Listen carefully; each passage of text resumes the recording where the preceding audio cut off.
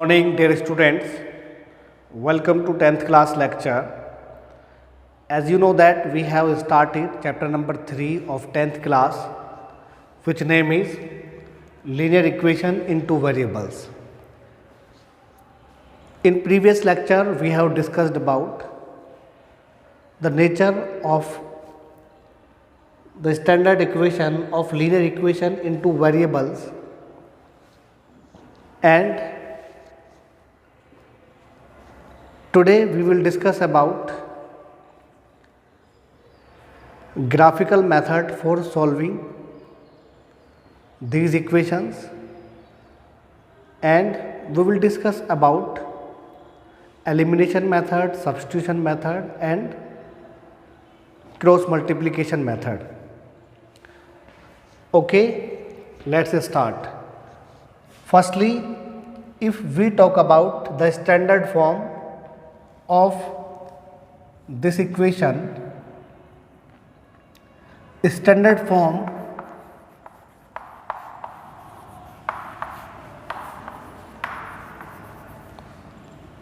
ax n plus by n plus c is equal to 0,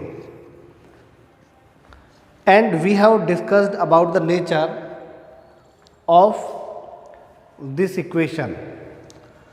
The nature of this equation is straight line. Previous lecture में हमने ये भी discuss किया था, this is Cartesian plane, this is x axis, x dash, y axis and y dash. If a line passes through the points which are situated on x-axis and y-axis, this is the line.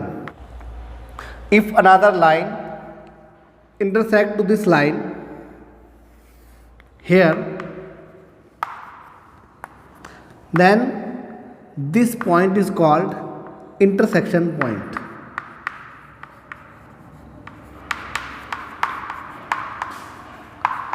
And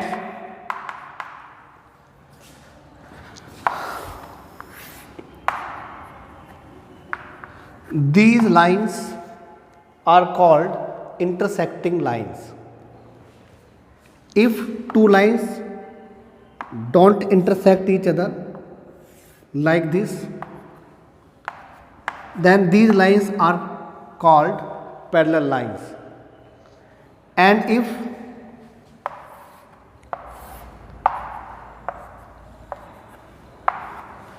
two lines overlaps each other like this,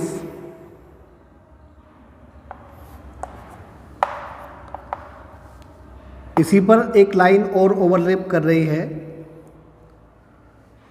तो इन lines को हम बोलते हैं coincident. ये coincident line है,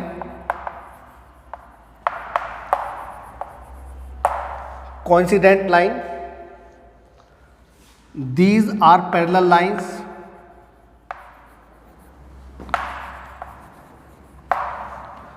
and these lines are intersecting lines.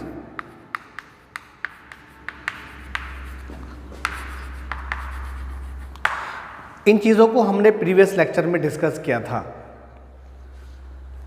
आपको ये भी बताया गया था कि अगर हमारे पास स्टैंडर्ड इक्वेशन है a1x plus b1y n plus c is equal to 0, इन लाइन को हमने ग्राफ के थ्रू बताया है कौन सी टू लाइंस इंटरसेक्टिंग लाइन है, कौन सी कोइंसिडेंट लाइन है और पैरेलल लाइंस हमने ग्राफ को देखकर बताया. बट स्टैंडर्ड इक्वेशन को देखकर हम कैसे बताएं कि वो पैरेलल लाइंस हैं, कोइंसिडेंट हैं या फिर intersecting lines हैं. If we have two standard equation b2y n plus c2 is equal to 0. For example अगर हम इंटरसेक्टिंग लाइन की बात करें तो वहाँ पर A1 and upon A2 not equal to B1 upon B2 होना चाहिए। There will be A1 upon A2 not equal to B1 upon B2 if two lines are intersecting lines, and if A1 and upon A2 is equal to B1 and upon B2 but not equal to C1 and upon C2, then what about this? Then these lines are parallel lines, जहाँ पर A1 upon A2 equal रहता है B1 upon B2 के और not equal आता है C1 upon C2। It means constant terms का ratio अलग रहेगा, तब हम उनको पैरेलल लाइंस बोलेंगे। थर्ड सिचुएशन में हमने आपको बताया था अगर A1 upon A2 is equal to B1 upon B2, A1 and upon A2, B1 and upon B2, C1 and upon C2, अगर ये तीनों रेशियो इक्वल आते हैं हम बोलेंगे लाइंस कोइंसिडेंट हैं। The given lines are coincident. अब बात आती है सॉल्यूशन की। जैसे इस लाइन को यहाँ पर इंटरसेक्ट किया है, अगर इस पॉइंट के कोऑर्डिनेट a, b हैं सपोज, तो इन दोनों लाइन का intersecting point P a, b होने पर x की वैल्यू a और y की वैल्यू b है, हम इन दोनों लाइन का सॉल्यूशन बोलते हैं। कभी भी लाइंस को तब सोल्व किया जा सकता है जब वो एक दूसरे को इंटरसेक्ट करेंगी। अगर लाइंस एक दूसरे को इंटरसेक्ट नहीं करेंगी तो उनको सोल्व नहीं किया जा सकता, उनका कोई सॉल्यूशन नहीं होगा। फॉर एग्जांपल अगर ये हमारे पास पैरेलल लाइंस हैं, अब इन दोनों लाइन ने एक दूसरे को इंटरसेक्ट नहीं किया, इसका मतलब ये है कि इन दोनों लाइन को हम सोल्व नहीं कर सकते हैं। इट मीन्स इसमें नो सॉल्यूशन रहेगा। इसमें यूनिक सॉल्यूशन रहता है, वन एंड यूनिक सॉल्यूशन रहता है। इसमें नो सॉल्यूशन रहता है क्योंकि यहाँ पर वन पॉइंट पर इंटरसेक्ट हुआ है तो यहाँ पर वन सॉल्यूशन रहेगा। यहाँ पर किसी भी पॉइंट पर इंटरसेक्शन नहीं हुआ है, किसी भी पॉइंट पर लाइंस ने एक दूसरे को इंटरसेक्ट नहीं किया है, इसका मतलब ये कोई भी सॉल्यूशन यहाँ से फाइंड नहीं हो सकता है। इसके बाद बात करते हैं कोइंसिडेंट लाइंस की। जो कोइंसिडेंट लाइंस होती है वो एक दूसरे को इन्फिनिटी पॉइंट्स पर मिलेंगी क्योंकि वो एक दूसरे को ओवरलैप कर रही होती हैं। और मैंने आपको बताया कि लाइन जब वन पॉइंट पर मीट करती है तो वहाँ पर सॉल्यूशन मिलता है, वन सॉल्यूशन मिलता है। अगर इन्फिनिटी पॉइंट पर मीट करेगी तो वहाँ पर इन्फिनिटी सॉल्यूशन रहेंगे। यहाँ पर सॉल्यूशन तो रहेंगे बट उसके मैनी सॉल्यूशन रहेंगे, इन्फिनिटी सॉल्यूशन रहेंगे, राइट। अब जब लाइंस को सोल्व किया जा सकता है, लाइंस को लेकर सोल्व किया जा सकता है, इक्वेशंस को सोल्व करके हम एक्स वाई की वैल्यू फाइंड कर सकते हैं, या जिस इक्वेशन सिस्टम का सॉल्यूशन रहता है तो उस सिस्टम को हम कंसिस्टेंट बोलते हैं। इसके बाद अगर सोल्व नहीं किया जा सकता, अगर जैसे यहाँ पर पैरेलल लाइंस हैं इनको सोल्व नहीं किया जा सकता है तो इनको, इस सिस्टम को हम इनकंसिस्टेंट बोलते हैं। ये तो बात हुई प्रीवियस लेक्चर की। अब हम बात करेंगे linear equation in two variables को हम कितने टाइप से सोल्व कर सकते हैं।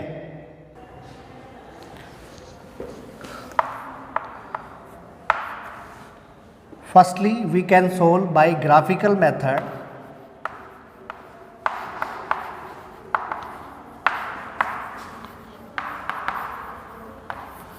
And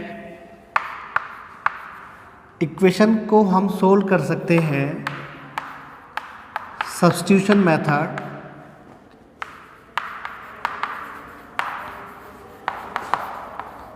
and elimination method.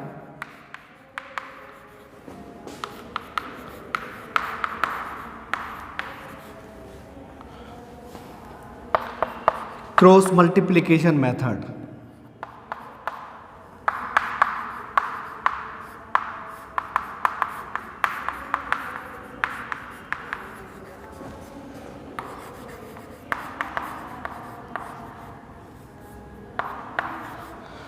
तो जैसे ये हमारे पास है graphical method, substitution method, elimination method and cross multiplication method.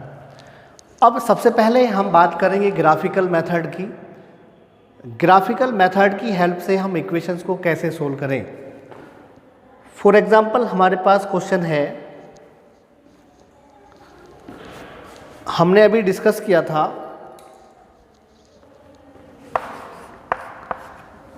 कि ग्राफ को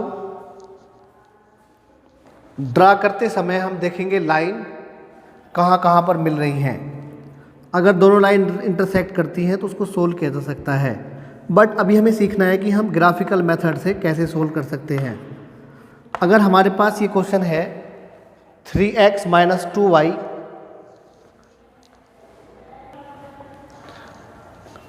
इस क्वेश्चन में इसको ग्राफिकली सोल्व करना है। अब सबसे पहले बात आती है कि हम इनको कैसे ग्राफ पेपर पर ड्रा करें। That is equation number first and that is equation number second, right. तो इसको हम ग्राफ पेपर पे कैसे ड्रा करेंगे, देखिए सबसे पहले आप लिखिए फ्रॉम। आपको बताया गया था 9th क्लास में कि किसी भी लाइन को ग्राफ पेपर पर कैसे ड्रा करते हैं। From equation number first. अब किसी भी लाइन को ड्रा करने के लिए हमें हमारे पास मिनिमम 2 पॉइंट्स होने चाहिए। जब हमारे पास मिनिमम 2 पॉइंट्स होते हैं, मैक्सिमम चाहे कितने भी पॉइंट्स हों उससे कोई फ़र्क नहीं पड़ता है, मिनिमम 2 पॉइंट्स रहेंगे तो हम किसी भी लाइन को ड्रा कर सकते हैं। अब हमारा मेन क्राइटेरिया यही है कि हम मिनिमम 2 पॉइंट्स कैसे फाइंड करें। इसके लिए एक प्रोसेस तो यह है कि आप x की वैल्यू 0 पुट कर लीजिए, y की वैल्यू मिल जाएगी, y की वैल्यू 0 पुट कर लीजिए, x की वैल्यू मिल जाएगी। या फिर एक प्रोसेस ये है, यहां पर आपने लिखा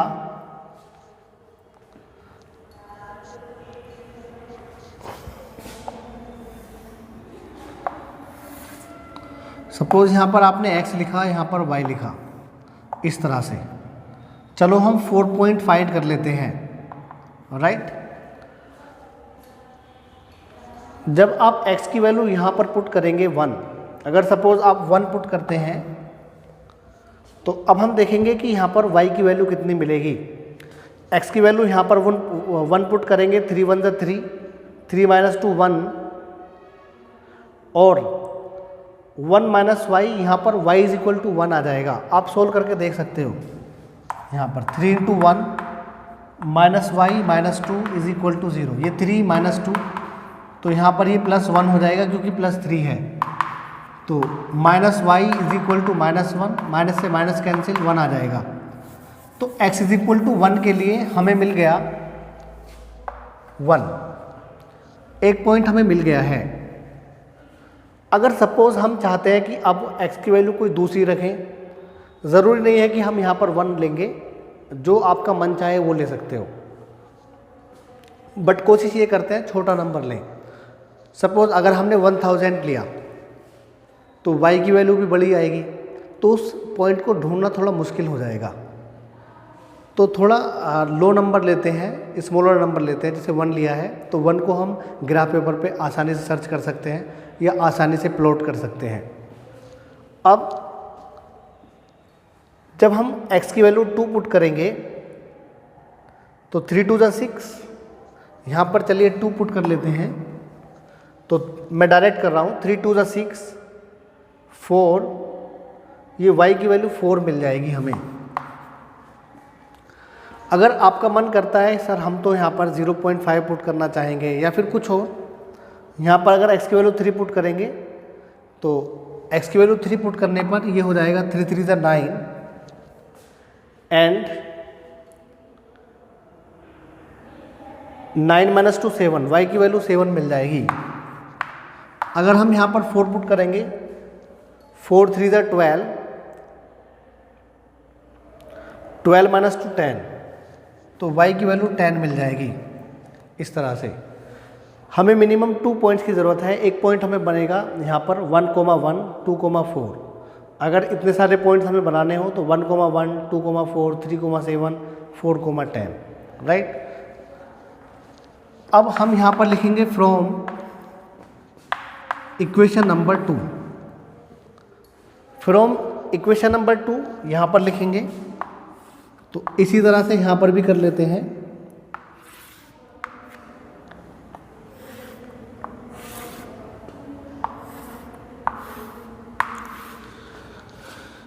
ये x एंड ये y।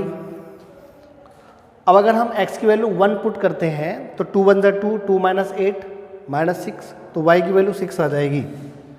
1 पुट करने पर y की वैल्यू 6 आ गई है। अगर हम 2 पुट करेंगे, 2 2 4, 4 -8 -4, y की वैल्यू 4 आ जाएगी, तो 2 एंड ये 4। अगर हम x की वैल्यू 3 पुट करें, 3 2 6, ये -2 बचेगा, y इज इक्वल टू 2 हो जाएगा। एंड अगर हम x की वैल्यू यहाँ पर 4 पुट करें तो 2 4 8, इससे क्या होगा, इससे हमें मिल जाएगा y की वैल्यू 0। ये 4 पर 0 हो गया। अब दोनों लाइन के हमने पासिंग पॉइंट्स बता दिए हैं। ये एक्चुअल में हम क्या कर रहे थे, जब हम x की कुछ वैल्यू पर y की वैल्यू चेक कर रहे थे, हमें ये देखना था कि ये लाइन कहाँ से पास होती है। तो इस लाइन के पासिंग पॉइंट्स 1,1, 2,4, 3,7, 4,10, इस लाइन के पासिंग पॉइंट 1,6, 2,4, 3,2 एंड 4,0, इस तरह से। अब इसके बाद इसे हम ग्राफ पेपर पे ड्रा कर लेंगे। कार्टेशियन प्लेन में हम ये ध्यान रखेंगे जब हम पॉइंट्स यहाँ पर कोई भी वैल्यू प्लॉट करेंगे कि इस पर आ जाए। ये ग्राफ का क्वेश्चन होता है, ग्राफ पेपर पर ही होगा, क्योंकि अवेलेबल नहीं है इसलिए मैं बोर्ड पे समझा रहा हूँ। अब जैसे ये 1,1 है, 4 तक पहुँच रहा है एक्स एक्सिस पर, और y पर 10, मैक्सिमम 10 है, यहाँ पर 6 है। तो इस पर तो आसानी से हम कर सकते हैं 1 2 3 4, मैक्सिमम 4 ही है। इसके बाद इसको थोड़ा बड़ा कर लेते हैं।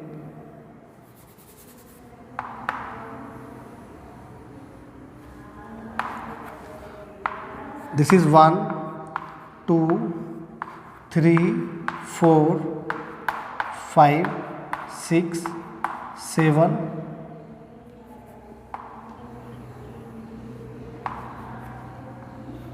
8 9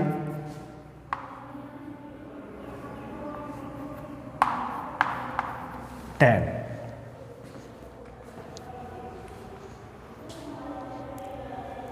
जब हम फर्स्ट लाइन की बात करेंगे तो ये 1,1 है।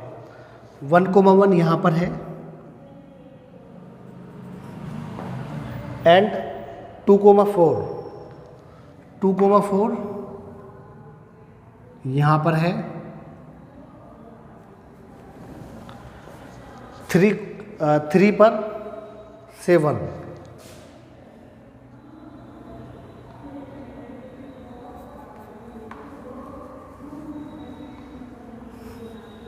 थ्री पर 7 ये रहा, x की वैल्यू 3, y की वैल्यू 7। अप्रोक्स ले रहे हैं यहाँ पर, ओके। ऐसे ही हमें 2 की ज़रूरत थी। अब हम यहाँ पर लाइन ड्रा कर लेंगे इस तरह से।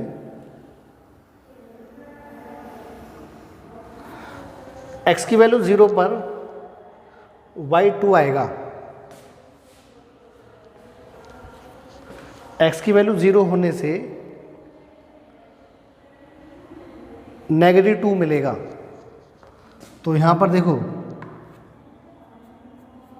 -1 एंड -2, ऐसे। ये हमारे पास फर्स्ट लाइन है।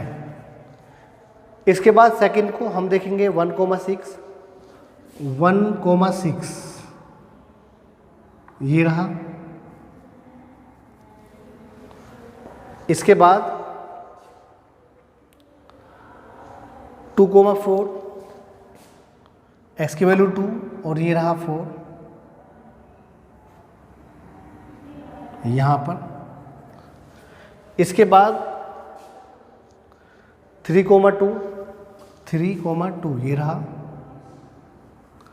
तो इसका भी हमें पता लग गया है कि ये लाइन भी इस तरह से पास हो जाएगी अप्रोक्स। ठीक है, तो इसका जो इंटरसेक्शन पॉइंट है, अगर इनका ग्राफ इंटरसेक्ट नहीं करता तो हम बोलते इसका नो सॉल्यूशन है। अगर एक लाइन के ऊपर दूसरी लाइन आती तो हम बोलते कि इसका इन्फिनिटी सॉल्यूशन रहेगा। लेकिन अब क्योंकि वन पॉइंट पर इंटरसेक्ट कर दिया है तो ये इसका मतलब इसका सॉल्यूशन रहेगा। जो भी इसके कोऑर्डिनेट रहेंगे इस इंटरसेक्शन पॉइंट के, वो इसका आंसर आएगा। तो जब आप ग्राफ पेपर पे ड्रा करेंगे तो ये आसानी से पॉइंट आप देख लेंगे। जैसे इस पर तो देखो x की वैल्यू यहाँ पर 2 आ रही है। अब y की वैल्यू भी y की वैल्यू हम अप्रोक्स देख लेंगे कितनी आएगी। इसमें तो 4 पॉइंट समथिंग आ रही है अप्रोक्स। चलो 4 ले लिया हमने यहाँ पर, तो ये 2,4 आ गया है। या यहाँ पर 4.5 या 5 ले सकते थे, लेकिन अभी क्योंकि ये एक्यूरेट नहीं है, ग्राफ पेपर पर इसकी एक्यूरेसी रहेगी, वहाँ पर बिल्कुल एग्जैक्ट इंटरसेक्शन पॉइंट आ जाएगा। तो आपने देखा कि हम ग्राफिकल मेथड से किस तरह से सोल्व करते हैं। यहाँ पर हम सॉल्यूशन लिख देंगे। उम्मीद करते हैं कि आपको ये समझ में आ गया होगा कि हम इक्वेशन के सिस्टम को कैसे सोल्व करते हैं ग्राफिकल मेथड से। इसके प्रैक्टिस क्वेश्चन मैं आपको दे दूंगा जिससे आप प्रैक्टिस कर पाएंगे। इसके बाद नेक्स्ट लेक्चर में हम सब्स्टिट्यूशन मेथड क्लियर करेंगे। Okay bye.